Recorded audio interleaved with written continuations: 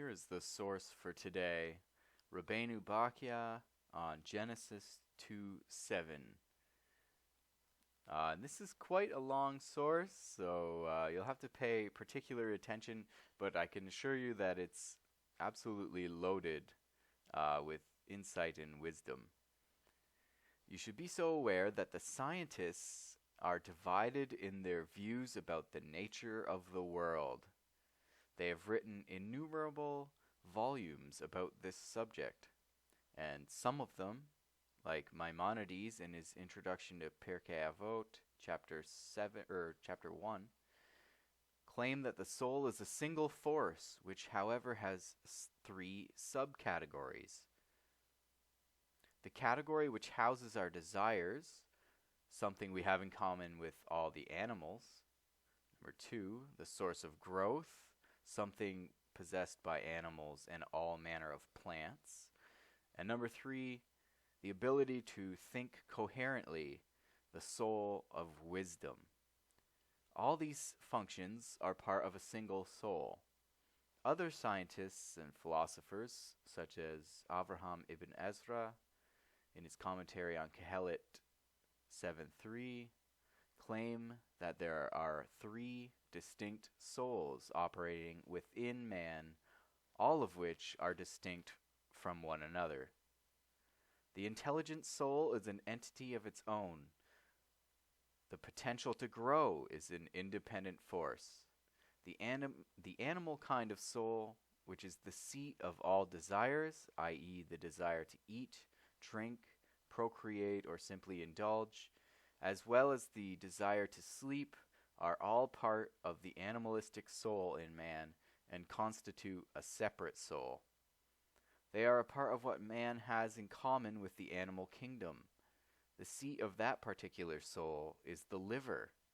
So this is very interesting. They're getting into the seats of souls and where they would be located in the human body. This soul, as it were, is called on occasion nefesh and on occasion ruach. Its seat is in the liver. In Deuteronomy 12:20, it is called nefesh when the Torah writes, when your soul desires to eat meat. And you can see it's there, nefesh. On the other hand, we find that Solomon writes in Kohelet 7:9, do not let your spirit be eager to become angry. And you can see there, ruach. He also wrote in Proverbs 29:11, a fool vents all his feelings. So, ruach there again. And then this nefesh is the force that enables man to grow physically.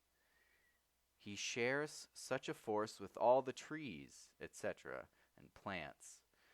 Just as trees possess such built-in powers, man too possesses such a growth potential. As distinct from the seat of all desire, which is presumed to be in the liver, this force does not have a specific location, but is present in all parts of man's body. It remains active until a certain point in his life. The soul of intelligence is something exclusive to man, something he shares with the beings in the higher worlds, beings which live forever in their sacred domains. The seat of this soul is in man's brain, and it is generally referred to as Neshamah. This is what the Torah described in our verse as like the Neshamah of life here, which God blew into Adam's nostrils. We also have a verse in Isaiah 42:5. He gives a soul to the people on it, like the earth. There are numerous similar verses throughout the Bible. According to the view of the philosophers who believe that each person has 3 separate souls, we find support for our sages in Sanhedrin 65, who report that the famous teacher Rava created a human being, When he brought this creature before Rabbi Zera told him or spoke to him, whereas the creature could not answer back. Thereupon Rabbi Zera said to the creature, which was the famous golem, "You are man-made. Go back to the dust you have been made of." This passage in the Talmud is proof that man has three distinct souls. Rava, who was familiar with Kabbalah and had studied Sefer Yetzirah, had infused this creature with the soul which governs motion. He was unable, however, to provide this creature with the power of speech.